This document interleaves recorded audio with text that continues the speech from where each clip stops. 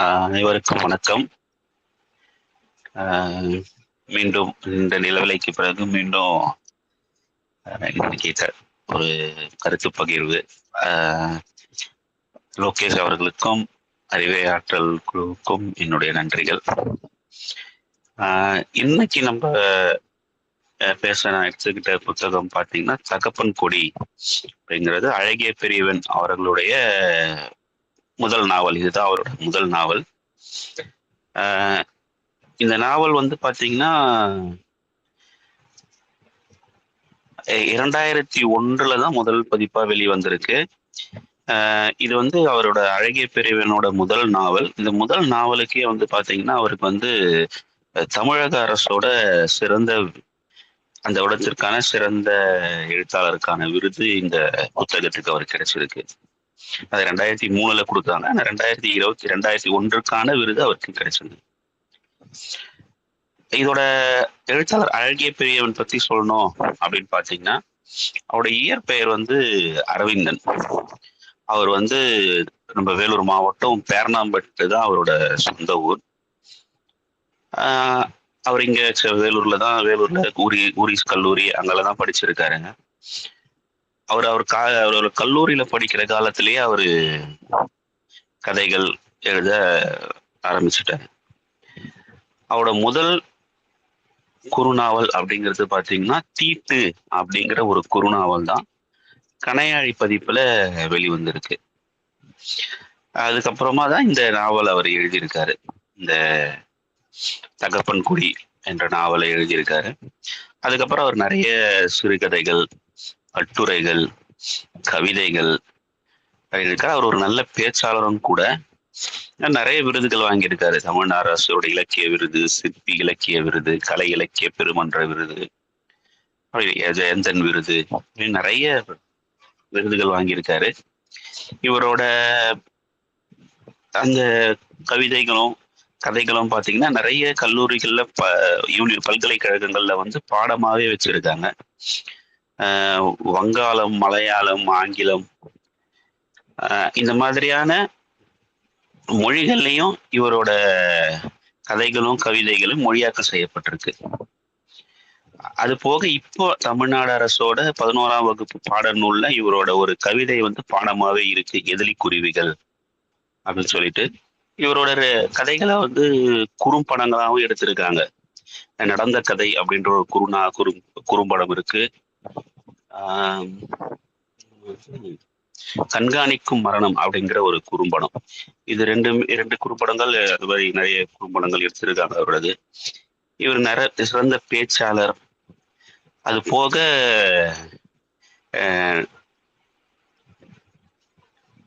நிறைய சமூக பணிகளும் நிறைய ஆட்டவர் களத்துல இறங்கி போராட்டங்கள் அதெல்லாம் பண்றக்கூடிய ஒரு ஆள் தான்.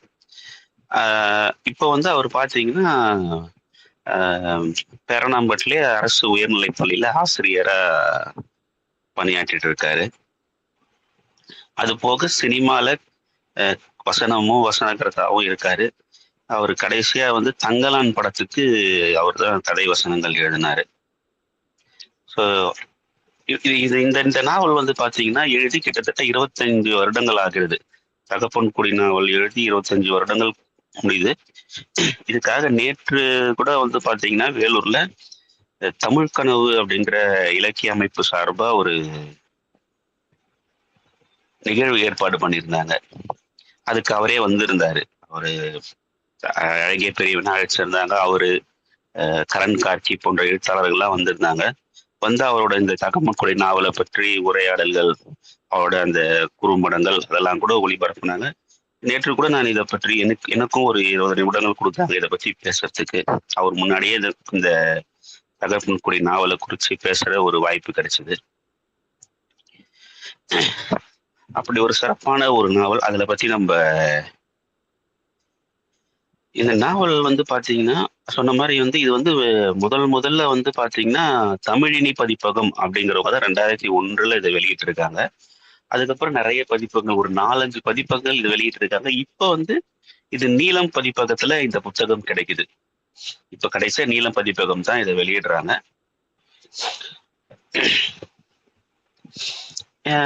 இந்த கதையில என்ன என்ன இந்த நாவலோட சிறப்பு அப்படின்னு பார்த்தீங்கன்னா, இது வந்து இங்க இருக்கு இந்த ஒரு வட தமிழ்நாடு அப்படின்னு சொல்றாங்கல்ல, வட தமிழகத்தோட குறிப்பா இந்த வடார்காடு மாவட்டம்னு சொல்லுவாங்க. வேலூர், திருவண்ணாமலை, அந்த பேரணம்பட்டுல இருந்து அந்த கூடியார்த்தம் இந்த பகுதிகள்லாம் சேர்ந்துதான் வடார்காடு மாவட்டம். இந்த வட்டார மொழியிலேயே இந்த நாவல் எழுதப்பட்டிருக்கும். அங்க இருக்கக்கூடிய மக்களை பற்றி தான் இந்த கதை. அதனால வந்து அந்த மொழிகள்லயே இது எழுதப்பட்டிருக்கும். நிறைய வட்டார மொழிகள், அங்க இருக்கக்கூடிய அங்க பேசக்கூடிய சொலவடைகள், அந்த அந்த ஒரு எழுதப்பட்ட ஒரு நாவல் இது. இதோட முக்கியமான மைய கருத்து, மைய கதை அப்படின்னு பாத்தீங்கன்னா,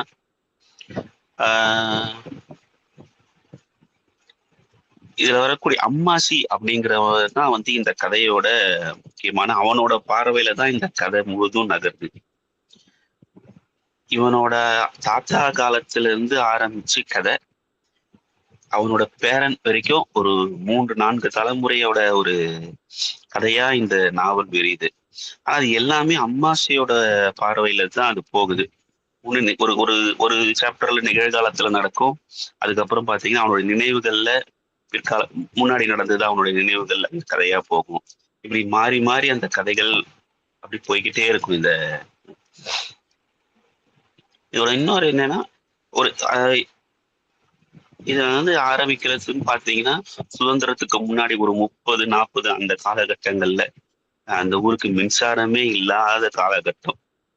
தெருவிளக்கு கூட வந்து மண்ணெண்ணெய் ஊற்றி அதை கொளுத்துவாங்க. அந்த மாதிரியான ஒரு காலத்துல இருந்து ஆரம்பிச்சு கடைசியா 80கள்ல எம்ஜிஆரோட ஆட்சி அந்த காலகட்டத்தோட கதை முடிகிற மாதிரி ஒரு நெரேட்டிவ் இருக்கு இந்த கதையில.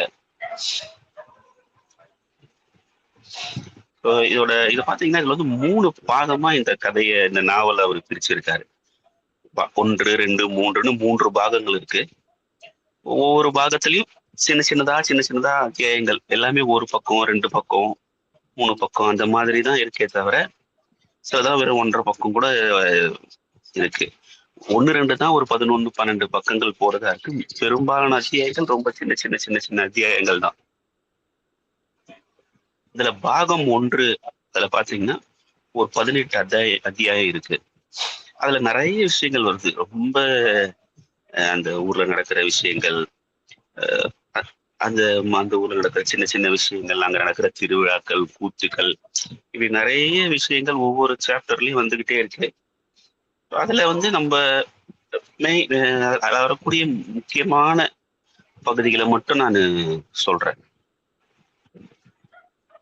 இது முதல்ல என்ன அப்படின்னு பாத்தீங்கன்னா, இது எப்படி தொடங்கும், இந்த கதை தொடங்குறதே வந்து பாத்தீங்கன்னா, ஒரு நாள் ராத்திரி அம்மாசிக்கு வந்து தூக்கம் வராம அவன் தவிச்சுக்கிட்டு இருப்பான்.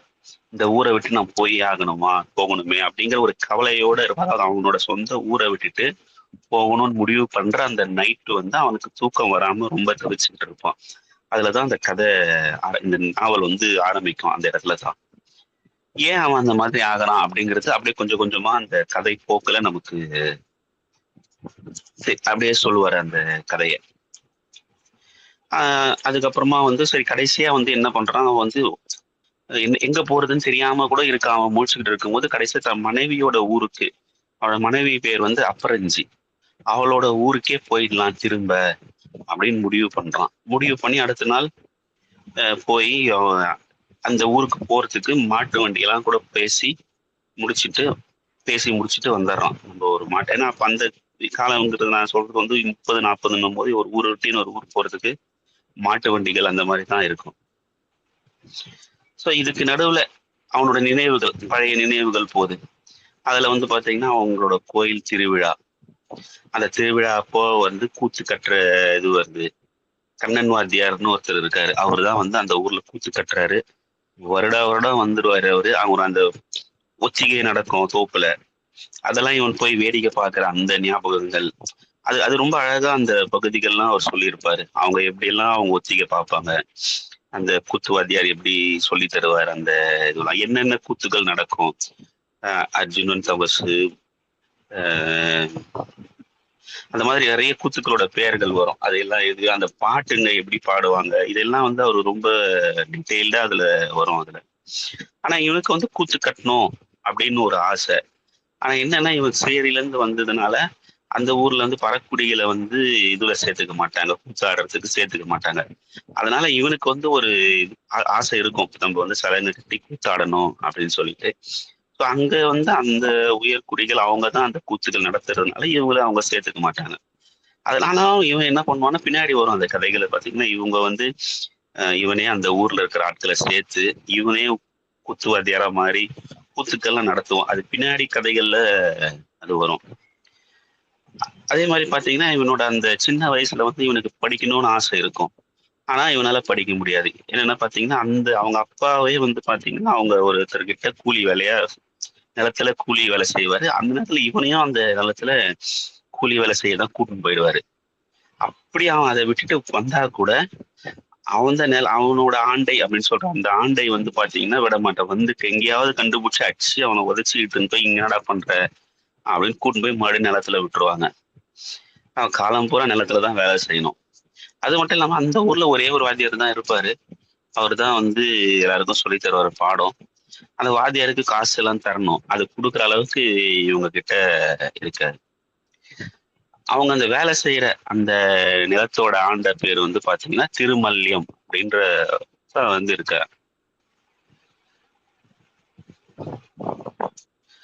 இந்த மாதிரி இதெல்லாம் வந்து இது எல்லாமே வந்து அவங்க ஊருக்கு போறதுக்கு முன்னாடி அந்த பிளாஷ்பேக்ல அவனோட நினைவுகள்ல அந்த கதைகள் அப்படியே வந்துகிட்டே இருக்கு. ஏன் அவங்க ஊருக்கு போறாங்க அப்படிங்கிறது கொஞ்சம் கொஞ்சமா அந்த கதைகள் வந்துகிட்டு இருக்கு. அப்போ ஒரு தடவை என்ன ஆகுதுன்னா அந்த ஊர்ல வந்து ஒரு மழை பெஞ்சு ஒரு வெள்ளம் வருது. அந்த வெள்ளத்துக்கு நடுவுல ஒரு ஒரு பெட்டி கிடைக்குது, அவங்களுக்கு ஒரு மரப்பெட்டி கிடைக்குது. அம்மாசிக்கு ஒரு நகைப்பெட்டி கிடைக்குது. அந்த நகை உள்ள இருக்க வீட்டுக்கிட்ட வந்து பார்க்கும்போது நிறைய நகைகள் இருக்கு. ஆனாலும் இவங்களுக்கு வந்து ஒரு தயக்கம் வந்துருச்சு, இவ்வளவு நகைகளை வச்சுட்டு நம்ம என்ன பண்றது? அதிக பணம் அவங்க ரொம்ப வறுமையில இருக்காங்க. இருந்தாலும் அந்த அவ்வளவு நகைகள் ஒரே சமயத்துல கிடைச்சோன்னே அவங்களுக்கு ஒரு பதட்டமாகி அது என்ன பண்றதுன்னு தெரியல, அவங்களுக்கு அதை வச்சுக்கவும் தெரியல, அதை என்ன பண்றதுன்னு தெரியாம அவங்க என்ன சொல்றாங்கன்னா நீங்க போயிட்டு நம்ம ஆண்டைக்கிட்டே கொடுங்க, கொடுத்துட்டு காசு வாங்கிட்டு வந்துருங்க அப்படின்னு சொல்லுவாங்க.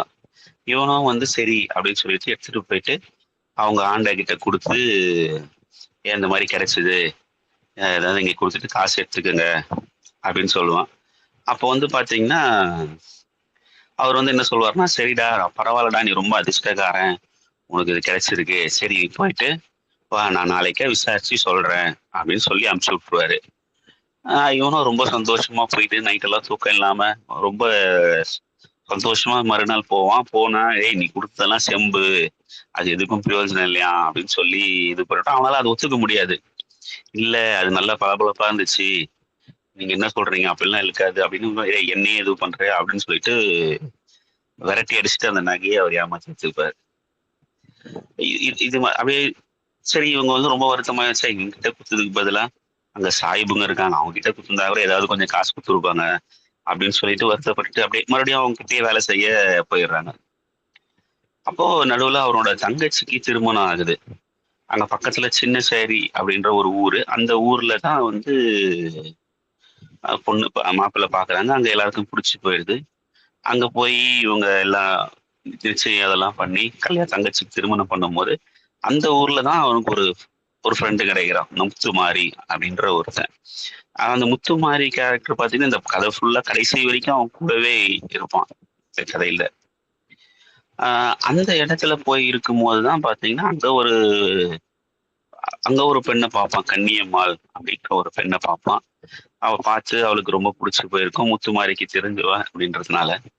இருந்தாலும் அந்த ஊர்ல அவங்க அண்ணன்மார்கள் வந்து பிடிக்காது இவனை இது பண்றது. அதனால வந்து அவனை எப்படியாவது கொன்னுடணும் அப்படின்னு மலை உச்சிக்கு கூட்டிட்டு போவாங்க. அப்ப முத்துமாரிக்கு இந்த விஷயம் தெரிஞ்சுக்கிட்டு ஓடி வந்து தங்கச்சி மயக்கமாயிடுச்சு வா வா அப்படின்னு சொல்லி ஏமாத்தி கூட்டு வந்து காப்பாற்றுவான். அந்த மாதிரி நிறைய சம்பவங்கள் நடக்கும். முத்துமாரி வந்து அவனும் சேர்ந்துக்கிட்டு அந்த மலை மேல ஏறுது, அங்க போயிட்டு அவங்க கறி சமைச்சு சாப்பிடுறது, சாராயம் குடிக்கிறது, திரும்ப அங்க போய் குத்துக்கள் பாக்குறது, அந்த மாதிரி நிறைய சின்ன சின்ன சம்பவங்கள் இதுக்கு நடுவுல வந்துகிட்டே இருக்கும். ஒவ்வொன்றுத்துக்கும் நடுவுலயும் வேற வேற சம்பவங்கள் நடக்கும். இதுல முக்கியமான பகுதி அப்படின்னு பார்த்தீங்கன்னா, அவன் எப்படி ஏன் அந்த ஊர விட்டு போறான் அப்படிங்கிறதுக்கான காரணம் வந்து பார்த்தீங்கன்னா, அவனுக்கு ஒரு நிலம் இருக்கும். அந்த நிலத்துல தான் அவன் நிலத்துல கொஞ்சம் வேலை செஞ்சுக்கிட்டு, விவசாயம் செஞ்சுக்கிட்டு இருப்பான். அப்போ அங்க வந்து ஒரு விசும்பு அப்படிங்கிற ஒருத்தன் வருவான். அவன் தான் வந்து அந்த பஞ்சாயத்துல இருப்பான். ஏதோ ஒரு அவன் வந்து கேட்பான், "நீ என்ன இந்த புஞ்ச தீர்வை இன்னும் கட்டாம இருக்க? அதனால சீக்கிரமா அத கட்டு. அப்புறம் நாளைக்கு எதனா பிரச்சனை ஆயிடுச்சுன்னா என்ன கேட்காத" அப்படின்னு வந்து அம்மாச்சி கிட்ட சொல்லிட்டு போவான். "சரிப்பா நான் எப்படியாவது ஏற்பாடு பண்ணி கட்டுறேன்" அப்படின்னு சொல்லிட்டு அவங்க ஆண்டகிட்ட வந்து கேட்பான். இந்த மாதிரி புஞ்ச தீர்வை கட்டணும். கொஞ்சம் காசும் குடுங்க. கொஞ்சம் கூலியும் உயர்த்தி குடுங்க. என்னால இது கட்டுப்படி ஆகல அப்படிங்கும்போது, அவன் ஏதோ திட்டி அனுப்பிச்சு விட்டுருவான். "ஏய் இவ்வளவுதான்டா உனக்கு நீ செய்ற வேலைக்கு இதுவே அதிகம்" அப்படின்னு. அதுக்கப்புறம் ஒரு 2, 3 நாள் கழிச்சு பார்த்தீங்கன்னா, இவன் திரும்ப நிலத்துக்கு எங்கேயோ போயிட்டு வரும்போது பார்த்தீங்கன்னா, நிலத்துல ஒரே தகராறா இருக்கும். அப்பரஞ்சியும் மத்த யாரு கூடயும் சண்டை போட்டுக்கிட்டு இருப்பான். யார் என்ன ஏதுன்னு வந்து பார்க்கும்போது, அங்க அந்த விசும்பு, இன்னும் அவனோட ஆண்ட திருமல்லின்னு எல்லாரும் அங்க இருந்து சண்டை போட்டுருப்பாங்க. என்ன அப்படின்னு போய் பார்க்கும்போது பார்த்தீங்கன்னா, அந்த திருமல்லியன் என்ன பண்ணியிருப்பான், இவன் கட்ட வேண்டிய தீர்வ, அந்த புஞ்சை தீர்வ அவன் மொத்தமா கட்டி, அந்த நிலத்த வந்து அவன் பேருக்கு மாத்திக்கிட்டு இருப்பான். ஸோ அது இவனுக்கு ஒரு மாதிரி ரொம்ப கோவமாயிட்டு சண்டை போடுவான். "என்ன நீங்க என்னையே ஏன் ஏமாத்துறீங்க? நான் உங்களுக்காக எவ்வளவு காலமா வேலை செஞ்சுக்கிட்டு இருக்கேன்." ஸோ அது மொத்தமாவே அவனோட நிலம் மொத்தம் போயிடும். அந்த கோவத்துல தான் அவன் வந்து என்ன பண்ணுவான், "இனிமே இந்த ஊர்ல இருக்கக்கூடாது.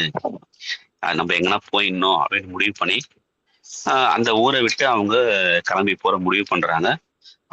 அவனோட மனைவி அப்பரஞ்சி, அவனோட அப்பாவும் இருக்காரு நல்லான் அப்படின்னு சொல்லிட்டு. அதுக்கப்புறம் அவனுக்கு 2 பசங்க இருக்காங்க. காட்டையன், அர்ஜுனன். இவங்க எல்லாம் கிளம்பி அ அப்பரஞ்சியோட ஊரு,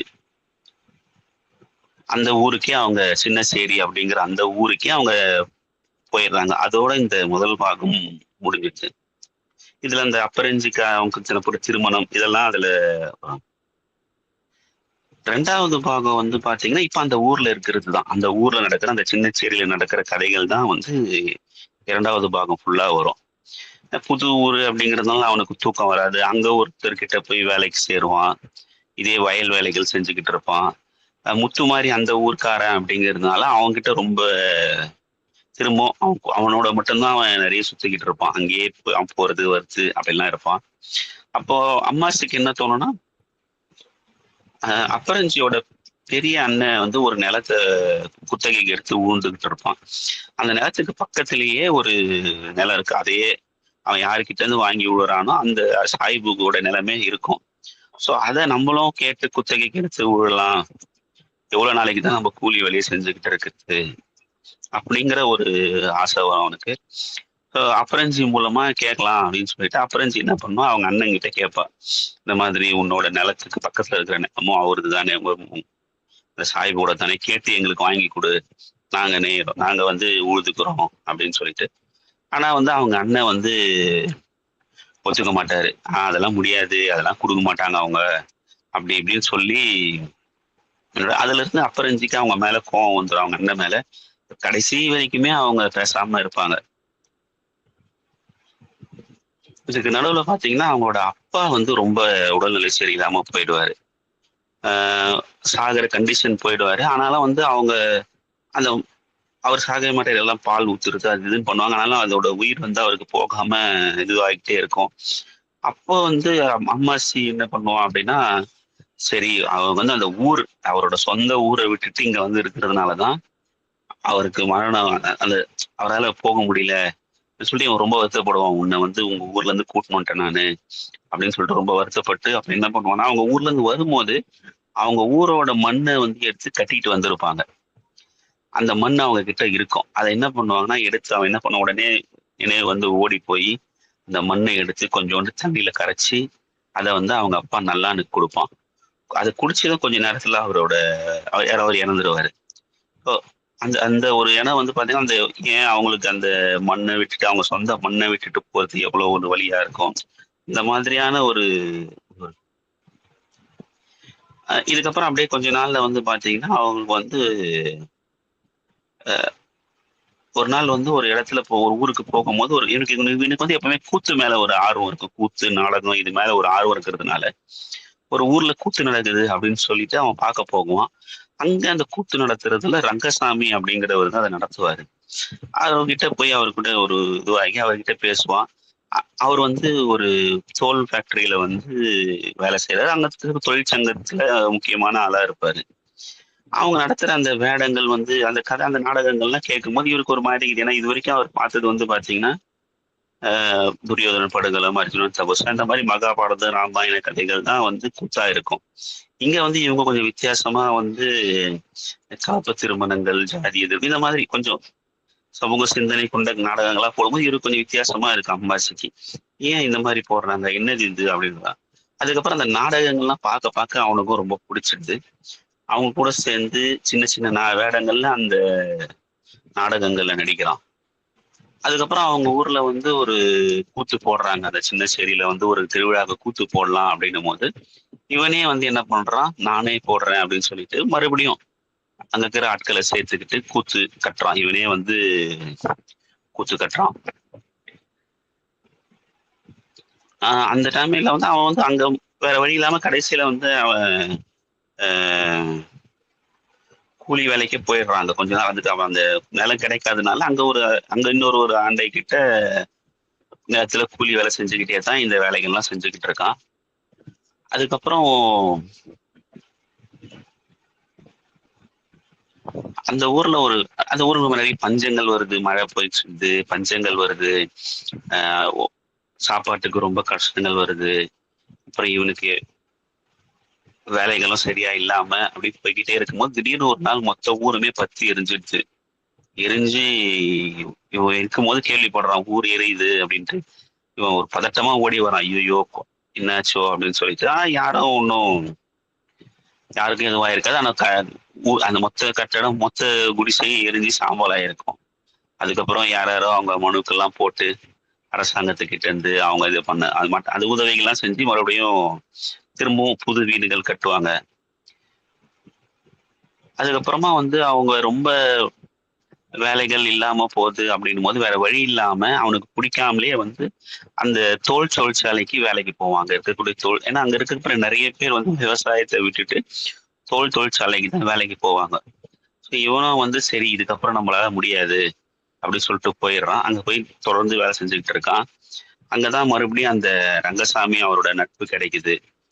அந்த அவரு அந்த தொழிற்சங்கத்துல இருக்கிறதுனால இவனும் அவர் கூட சேர்ந்து அந்த இதுக்கெல்லாம் போய்கிட்டு இருக்கான். அங்க ஒரு அங்க அங்க பூச்சி அம்மாள் அப்படிங்கிற அங்க ஒரு பெண்ணு அந்த மாதிரி அங்க ஒரு பொண்ணு வேலை செய்யறாங்க. ஓரளவுக்கு இவனுக்கு அந்த பொண்ணு ரொம்ப பிடிச்சி அவங்களுக்குள்ள ஒரு சின்ன பழக்கம் மாதிரி ஏற்படுற மாதிரியான ஒரு இது நடக்குது. ஒரு தடவை இவனுக்கு உடம்பு சரியில்லாம போயினப்போ அந்த பொண்ணு வீட்டுக்கே வந்து இவனை பார்த்துட்டு பேசிட்டு எல்லாம் போகும். அந்த மாதிரி ஒரு நாள் அந்த பூச்சி அம்மாளோட அவன் வேலை முடிச்சு நைட்டு சினிமாவுக்கு போயிடுவான் கூட்டிட்டு அந்த பொண்ணு. சினிமாவுக்கு போயிட்டு நைட்டு லேட் ஆயிடும். லேட் ஆயிட்டு வீட்டுக்கு அந்த அந்த சமயத்துல வந்து நைட்ல பஸ் அதெல்லாம் கிடைக்கிறதுக்கு வச்சுக்காங்களா. அதனால என்ன பண்றதுன்னு தெரியாம அங்கேயே எங்கேயோ தங்கிட்டு திரும்ப காலையில இருந்து வேலைக்கு போயிடுவான். வேலைக்கு போகும்போது அங்க வந்து பார்த்தா அவனை தேடின ஆள் வரும். ஏய் எங்கடா போய் தொலைஞ்ச நைட்டெல்லாம், உனக்கு எங்கெல்லாம் தேடுறது, சீக்கிரம் வா. அங்க உன் பொண்டாட்டி பூச்சி கடிச்சு இருக்கா, சீக்கிரம் வா அப்படின்னு சொல்லிட்டு கூட்டின்னு போறாங்க. அவன் பதறி அடிச்சுட்டு வீட்டுக்கு ஓடி வரும்போது பார்த்தா வீட்டுல மக்கள் கூடியிருக்காங்க. மேல சத்தம் அடிச்சுட்டு ஒரே கூட்டமா இருக்கு. உள்ள போய் பார்த்தா அப்ரஞ்சி வந்து செத்து கிடப்பா. அப்புறமா என்ன ஆச்சுன்னா நைட் ஏதோ அவளுக்கு பூச்சி கடிச்சிருக்கும் தோட்டத்துக்கு போனப்ப. அதுக்கப்புறம் அவங்க அங்க என்னென்னமோ பண்ணியிருப்பாங்க, மந்திரிச்சிருப்பாங்க, அது எதுவும் பண்ணியிருப்பாங்க. இருந்தாலும் அவளுக்கு அது என்ன கழிச்சதுன்னு தெரியாம அவ காலையில இவன் வருவத்துக்குள்ளேயே அவ இறந்துருவா. ஸோ அதுக்கப்புறம் இவன் ஒரு மாதிரி ஆயிடுவான். எந்த வேலைகளுக்கும் போகாம வீட்டுல அப்படியே இருந்துருவான். அவனுக்கு அது என்னன்னா அவனுக்கு ஏன் அது ரொம்ப இதுவாயிரும்னா அந்த டைம் அவனுக்கு 2 பசங்க ஏற்கனவே இருக்காங்க. அது போக அந்த டைம்ல அவ கர்ப்பமா வேற இருந்திருப்பா. அது வந்து இவனுக்கு ரொம்பவும் மன உளைச்சல் ஆயிடும். இந்த நிகழ்வோட இந்த பாகமும் முடிஞ்சிடுது. 3வது பாகம் வந்து பாத்தீங்கன்னா ஒரு 11 அத்தியாயம் இருக்கு. இது வந்து பாத்தீங்கன்னா அப்படியே நேரடியா வந்து அவங்க வயசானது ஒரு சில வருடங்கள் கழிச்சு அம்மாசிக்கு வந்து ரொம்ப வயசாயிடுச்சு. அவங்களோட பையன் காட்டையனுக்கு கல்யாணம் ஆகி குழந்தைலாம் இருக்கும். அர்ஜுனன் 2வது பையன் அர்ஜுனன் வந்து பாத்தீங்கன்னா, அவனும் ஏதோ வெளியூர்ல வேலை செஞ்சுக்கிட்டு இருப்பான். இந்த மாதிரியான ஒரு இதுல தான் மறுபடியும் வரும். இப்ப வந்து பாத்தீங்கன்னா, அம்மாசி வந்து பாத்தீங்கன்னா, மாட்டு தரகனா மாறிட்டு இருப்பான். அது எந்த வேலையும் இதுவாகாம மாட்டு தரகு வேலையை தான் பண்ணிக்கிட்டு இருப்பான் அவன். அப்படி பண்ணிக்கிட்டே இருக்கும்போது பாத்தீங்கன்னா, அவனோட அந்த வாழ்க்கை எப்படி இருக்கும்? மாட்டு தரகுகள் எப்படி பண்றாங்க? எப்படி போய் இவங்க மாடு வாங்குறாங்க சந்தையில? எப்படி விக்கிறாங்க? அங்க என்னென்ன இதெல்லாம் நடக்குது. இப்ப இவன் ஒரு தடவை மாடு வாங்கிட்டு வரும்போது, கூட இருக்கிறவனே மாட்டை திருடிட்டு போயிடுவான். அப்புறம் அவங்க எப்படி அதை தேடி கண்டுபிடிக்கிறாங்க. இந்த மாதிரி அந்த பகுதிகள்லாம் கொஞ்சம் நல்லா அது படிக்க நல்லா சுவாரஸ்யமா இருக்கும்.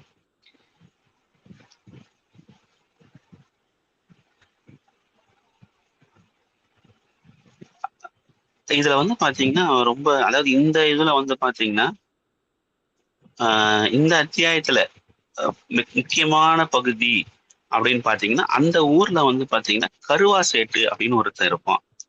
அந்த கருவா சேட்டுக்கு வந்து ஒரு விஷயம் தெரிய வரும். என்ன அப்படின்னு பாத்தீங்கன்னா அவங்களோட பாட்டி நிலம் ஒண்ணு இருந்திருக்கும். அந்த பாட்டி நிலத்தை அந்த ஊர்ல வெங்கடாச்சலம் அப்படிங்கிற ஒரு ஆள் வந்து பாத்தீங்கன்னா ஏமாத்தி இவனுக்கே தெரியாது அவங்க ஏமாத்தி வாங்கி எடுத்துன்னு இருந்தது. இதுல என்ன இதுன்னு பாத்தீங்கன்னா அது வந்து பாத்தீங்கன்னா இந்த டிசி நிலம் அப்படின்னு சொல்லுவாங்க. அது வந்து பாத்தீங்கன்னா தாழ்த்தப்பட்ட மக்களுக்காக மட்டுமே அரசாங்கத்துல இருந்து கொடுக்கக்கூடிய ஒரு நிலம். அது பஞ்சமி நிலம் அப்படின்னு சொல்லுவாங்க. அது வந்து பாத்தீங்கன்னா வேற யாருக்கும் அதை விற்க முடியாது. வேற யாரும் அதுக்கு விற்கவும் முடியாது, வாங்கவும் முடியாது. அந்த மாதிரி ஒரு நிலம். அதை வந்து இவன் வந்து அந்த வெங்கடேசன் அப்படிங்கிறவன் எடுத்து வச்சிருப்பான். இது இவனுக்கு தெரிஞ்சிடும் அந்த கருவா சேட்டுக்கு. என்ன பண்றது அப்படின்னு தெரியாம அம்மாசி கிட்ட வந்து சொல்லுவான், இந்த மாதிரி பண்ணிட்டாங்கன்னு என் நிலத்தை இப்பதான் தெரிஞ்சது. இவனுக்கு ஒரு கோவம் வந்துடும். ஏற்கனவே இவனுக்கு வந்து அந்த நிலத்தை இழந்த ஒரு கோவம் இருக்கு அவனோட நிலத்தை. அதே மாதிரி இன்னொருத்தரும் அந்த நிலத்தை புடுங்குறான் வேற ஒருத்தன அவனுக்கு ஒரு கோவம் வந்து அவனும் முத்து மாதிரியே சேர்ந்து வாழ நான் உனக்கு வாங்கி தரேன் அந்த நிலத்தை அப்படின்னு சொல்லிட்டு கோவமா 2 பேரும் போய் என்ன பண்றதுன்னு தெரியாம அந்த ஏற்கனவே அந்த தொழிற்சங்கம் அவன் தோல் ஃபேக்டரியில வேலை செய்யும் போது கூட இருந்தாரு இல்லையா ரங்கசாமி, அவரை பார்க்க போவாங்க. அவர் வந்து தொழிற்சங்கவாதியா இருக்காரு, அவரு நிறைய இருக்கிறதால அவர்கிட்ட போய் கேட்பாங்க, இந்த மாதிரி என்ன பண்ணலாம், இந்த மாதிரி பிரச்சனை. அவர் என்ன சொன்னார், அது ஒன்றும் பிரச்சனை இல்லை, நம்ம அதுக்கு எல்லாத்துக்கும் ப்ரூஃப் இருக்கும். நம்ம மணியக்காரர்கிட்ட போயிட்டு பட்டா சிட்டா அனங்கள் அந்த இதெல்லாம் சொல்லுவாங்க சான்றிதழ் அதெல்லாம் என்னெல்லாம் இருக்கும் அந்த வரைபடம் இதெல்லாம் நம்ம எடுத்து பார்த்தோம்னா நமக்கு தெரிஞ்சிடும். நம்ம நேரடியா போய் சண்டை போட வேண்டாம், முதல்ல நம்ம ஆதாரங்களை திரட்டிக்கிட்டு அதுக்கப்புறம் போகலாம் அப்படின்னு சொல்லிட்டு அவங்க அதுக்கு அலைய ஆரம்பிப்பாங்க. மணியக்காரர்கிட்ட போய் கேட்பாங்க அந்த ஊர் மணியக்காரு. ஆனா அந்த மணியக்கார் கொடுக்க மாட்டாரு. அவர் வந்து ஒரு வெங்கடேசனோட ஆளு.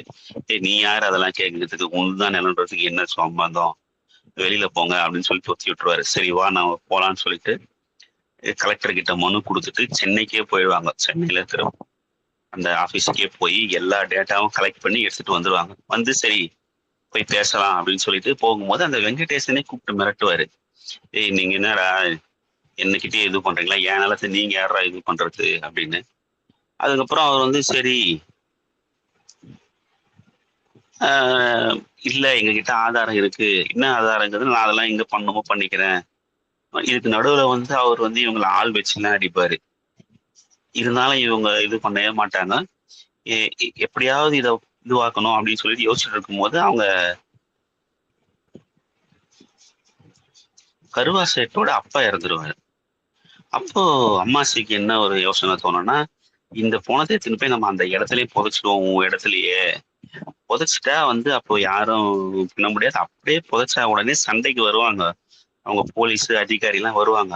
அப்ப நம்ம இந்த ஆதாரத்தை காட்டி நம்ம பேசுவோம் வா அப்படின்னு சொல்லிட்டு ஒரு யோசனை வந்து ஃபர்ஸ்ட் யாரும் ஒத்துக்க மாட்டாங்க. ஆனாலும் இவன் பேசி எடுத்துன்னு போய் அந்த நிலத்திலேயே அவங்க அப்பாவோட முகத்தை புதைச்சிடுவாங்க. புதைச்சதுக்கு அப்புறமா பெரிய பிரச்சனையா அவங்க வெங்கடேசன் வந்து அவங்க ஆளுங்களோட வந்து பெரிய பிரச்சனை பண்ணுவாரு. அப்புறம் போலீஸ் எல்லாம் ஊருக்குள்ள வந்து பெரிய தகராறாகும். அப்ப இவங்க தைரியமா போய் சண்டை போடுவாங்க. யாரு எதுக்கு நீங்க அடிக்கிறீங்க எங்களெல்லாம், என்ன அவங்ககிட்ட கேட்டீங்களா எங்க கிட்ட கேளுங்க அப்படின்னு வந்து இந்த மாதிரி பாரு நிலம் எந்துதான், இவன் வந்து ஏமாத்தலாம் இது இந்த அப்படின்னு ஆதாரங்களை காட்டுறாங்க. அதுக்கப்புறம் பெரிய பெரிய தாசில்தார் அந்த மாதிரி எவ்வளோ அதிகாரிகள்லாம் வந்து பஞ்சாயத்து பண்றாங்க. அப்போ இவங்களுக்கு தெரியுது, ஓ இல்ல கரெக்ட், இவங்க ஆதாரத்தோட எல்லாம் கொடுத்த உடனே சரிப்பா இது உன் நிலம் தான், இனிமே ஏதோ பண்ண முடியாதுன்னு சொல்லிட்டு அந்த நிலத்தை மீட்டு கருவா சேர்த்துக்கிட்ட கொடுத்துட்றாங்க. இப்போ இதுக்கப்புறம் பாத்தீங்கன்னா அவனுக்கு வந்து ஒரு மாதிரி ஒரு அம்மாசிக்கு வந்து அவன் நிலத்தையும் அவன் வாங்கி கொடுத்த மாதிரியான ஒரு ஒரு சந்தோஷம் அவனுக்கு கிடைக்கும்.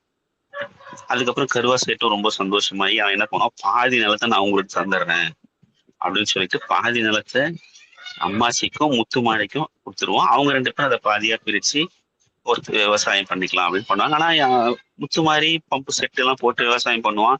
ஆனா அம்மாசிக்கு காசு இருக்காது, அதை வச்சு என்ன பண்றதுன்னு தெரியாது. அவங்க பசங்கெல்லாம் அதை வித்துடலான்னு சொல்லுவாங்க. ஆனா அவனுக்கு வந்து அந்த நிலத்து மேல எப்பவுமே ஒரு இது இருக்குனால அவன் கொடுக்கவே மாட்டான். இதுக்கு நடுவுல என்ன ஆகும்னு பாத்தீங்கன்னா, அர்ஜுனன் அவன் 2வது பையன் வேலையெல்லாம் விட்டுட்டு ஊருக்கே வந்துருவான். பெங்களூர்ல எங்கேயோ வேலை செஞ்சுக்கிட்டு இருப்பான். வேலையை விட்டு ஊருக்கு வந்துருவான். ஊருக்கு வந்துட்டு இங்கேயும் எதுவும் இல்லாம அப்படியே சுத்திக்கிட்டே இருக்கும்போது பாத்தீங்கன்னா, அந்த ஊர்ல இருக்கிற ஒரு கிறிஸ்டியன் பொண்ணோட அவனுக்கு லவ் ஏற்படும். அது ஊர்ல தெரிஞ்சு பெரிய பிரச்சனை ஆயிடும். இவனுக்கு அது கோபமா இருக்கும், இவனுக்கு அது பிடிக்காது. அதுக்கப்புறமா வந்து அவன் அந்த பொண்ணு கல்யாணம் பண்ணிட்டு அந்த வீட்டோடய போயிடுவான். இதுக்கப்புறம் இப்ப என்ன ஆகுதுன்னா, அது இருக்கிற அந்த கொஞ்ச நிலத்துக்கும் அந்த வீட்டுக்கும் 2 பேருக்கும் சண்டை வரும், அண்ணனுக்கும் தம்பிக்கும். அதாவது அம்மாசியோட 2 பசங்களுக்கு நடுவுல சண்டை வரும். இவனுக்கு என்ன பண்றதுன்னு தெரியாம இவன் ஒரு குழப்பமான மனநிலையிலேயே இருப்பான். அந்த மாதிரியான ஒரு இந்த நிலமும் அவனை விட்டு போக போகுது, அவ்வளவுதான், இந்த நிலத்தையும் மறுபடியும் யாரோ திருப்பணிக்கு போறாங்க அப்படிங்கிற மாதிரியான ஒரு மனநிலையில அவன் இருக்கும் போதே இந்த கதை அப்படியே முடிஞ்சிடும். ஸோ இதுதான்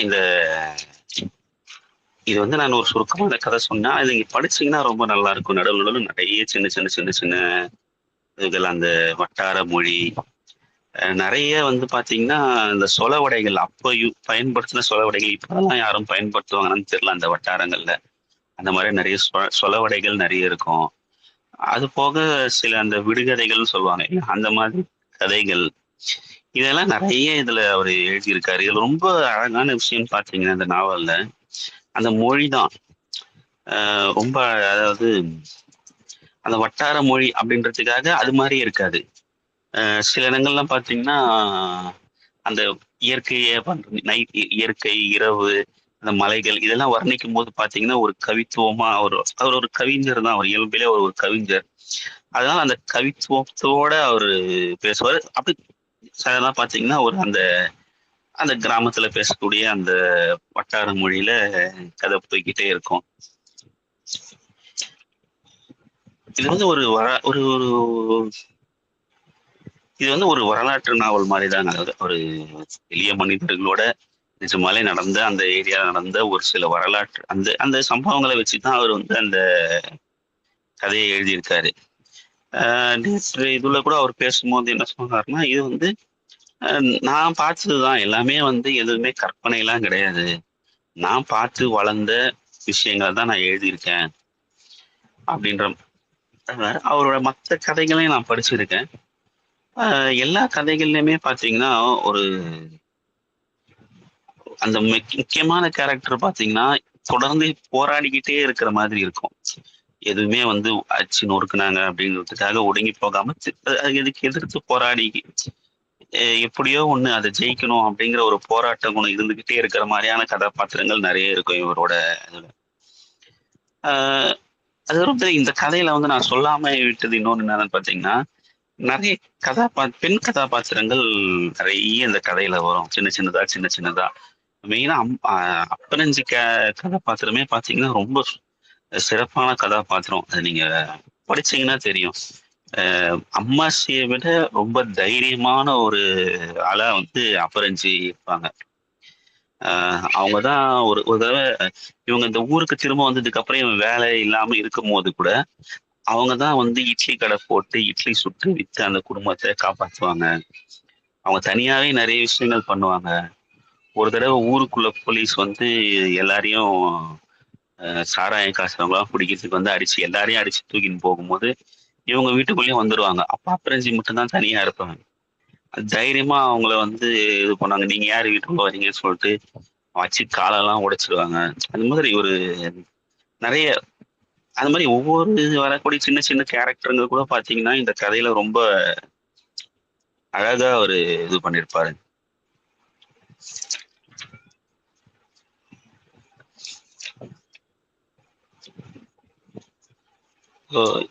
இது இதுதான் இந்த நாவலோட முக்கியமான கருத்து, மைய கருத்து அப்படின்னு பாத்தீங்கன்னா,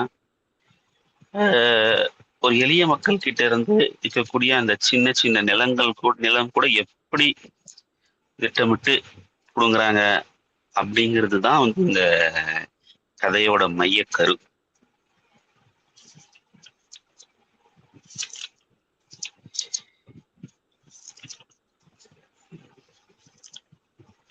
இதுல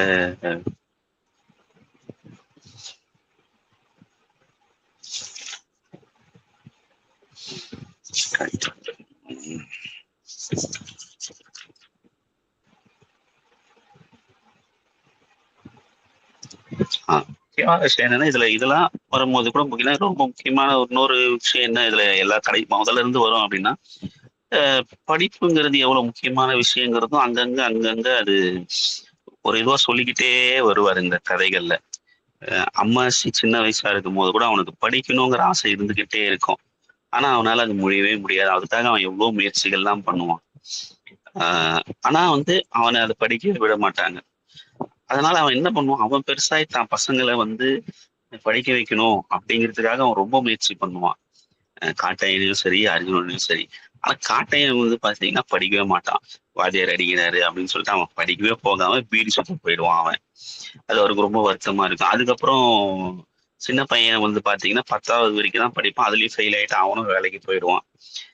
அந்த மாதிரி அவருக்கு வந்து அந்த அந்த அந்த இது இது மட்டும் இல்ல, இன்னும் சின்ன சின்ன கேரக்டருங்களும் கூட அந்த படிப்பு எவ்வளவு முக்கியமான ஒரு விஷயம் அப்படிங்கிறதும் இந்த கதைகள்ல வந்து இது வந்து ஒரு ஒடுக்கப்பட்ட மக்களோட கதை அப்படிங்கிறதுனால வந்து ரொம்ப சோகமா ரொம்ப இதுவாலாம் இல்லாம ரொம்ப ஜாலியா இருக்கும். இந்த கதைகள் நிறைய ஒரு இதுவா போகும். அது போக இல்லாம இந்த பிரச்சனைகளை எப்படி எதிர்கொள்ளணும், அதுக்கு சும்மா கதையை மட்டும் சொல்லாம அதோட தீர்வோடவும் அவரு ஒரு தீர்வாகவும் இந்த கதைகள் இருக்கும்.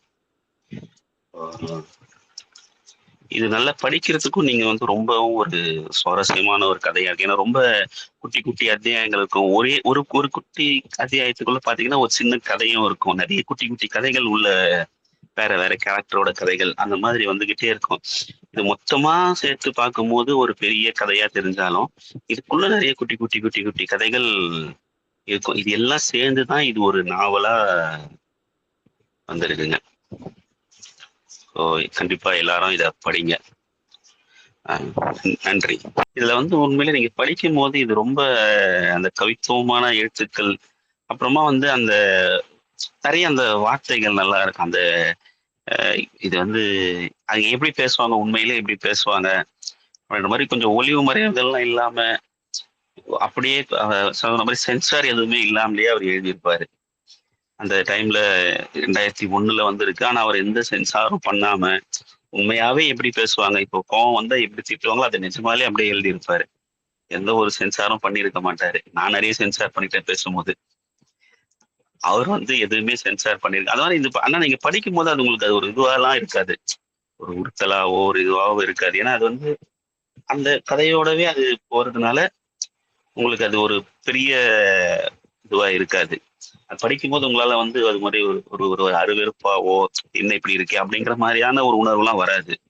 ஏன்னா அந்த கதை ஓட்டத்துல அது நீங்க படிக்கும் போது நம்ம ரெகுலர் அதுக்கு நம்ம பார்த்த விஷயங்களா கூட இருக்கும். சில விஷயங்கள் நம்ம நேர்ல எங்கேயாவது சண்டைகள் போடும்போது பார்த்த விஷயங்களா இருக்கும். அதனால அதுக்கு அதுல சில சில விஷயங்கள் வந்து நம்ம கேள்விப்படாத விஷயங்கள் கூட நிறைய இருக்கும். இதுல வந்து ஒரு திருவிழா ஒண்ணு நடக்கும் பாத்தீங்கன்னா. ஒரு மலை மேல, அதாவது வந்து பாறை வேட்டு அப்படிங்கிற ஒரு திருவிழா நடத்துவாங்க. இந்த கதையில வரும். அது என்ன பண்ணுவாங்கன்னா, அது ஒரு மலை மேல ஒரு ஆட்டை எடுத்துட்டு போய் வச்சுட்டு கீழ இருந்து அதை சுடணும். அது மலைக்கு உச்சியில எங்கேயோ இருக்கும். ஒரு புள்ளியா தான் தெரியும். ஆனா அந்த கீழ இருந்து சுடணும். ஒருத்தருக்கும் 3 வாய்ப்பு குடுப்பாங்க. யார் அத சுடுறாங்களோ அவங்க தான் அது அந்த வருஷத்தோட ஜெயிச்சவங்க. அவங்க அந்த ஆட்ட எடுத்துட்டு போகலாம். இந்த மாரி ஒரு திருவிழா இந்த கதையில வரும். நேற்று அவர் அழகிய பெரியவன் கிட்ட நான் கேட்டேன். அதுங்க உணவு இடைவேளையில அவர்கிட்ட கேட்டேன். இந்த மாரி திருவிழால நான் இது வரைக்கும் கேள்வியே பட்டதில்ல. இது எங்க நடந்தது? அப்படின்னு கேட்டேன். அவர் சொன்னாரு, "இல்ல எங்க ஊர் சைடுல இது நடக்கும். இப்ப நடக்கிறது இல்ல. அப்பலாம் நடக்கும். நிஜமாலே இந்த மாரி திருவிழாக்கள் நடக்கும். அதத்தான் நான் எழுதியிருந்தேன்." அது சொன்னேன், "இதுல எதுவுமே வந்து கற்பனையே கிடையாது. இதுல எழுதிக்கிற எல்லாமே வந்து நிஜமாவே நான் நடந்தது. அவர் பார்த்தது, கேள்விப்பட்டது, அவர் சின்ன வயசுல இருந்து பார்த்த விஷயங்கள், கேட்ட விஷயங்கள தான் அவரு எழுதியிருக்காரு. இத்தனைக்கும் அவர் எழுதின அந்த காலம் வந்து பார்த்தீங்கன்னா, அவர் பிறக்கறதுக்கு முன்னாடி இருக்கக்கூடிய காலத்த தான் இந்த கதையில எழுதியிருக்காரு. அதனால அவரு எல்லாமே கேள்விப்பட்ட விஷயங்கள வச்சு தான் இந்த கதைய எழுதியிருக்காரு. ஸோ இதுல எதுவுமே வந்து பொய்யெல்லாம் கிடையாது. நிஜமான உண்மையே வந்து அவரு அந்த ஊர் மொழியிலேயே எழுதியிருக்காரு. அதுதான். அந்த ஊர் மக்களோட வாழ்வ, அந்த ஊரோட மொழியிலே அந்த மக்களோட மொழியிலேயே அத பதிவு பண்ணியிருக்காருன்னு தான் சொல்லணும்.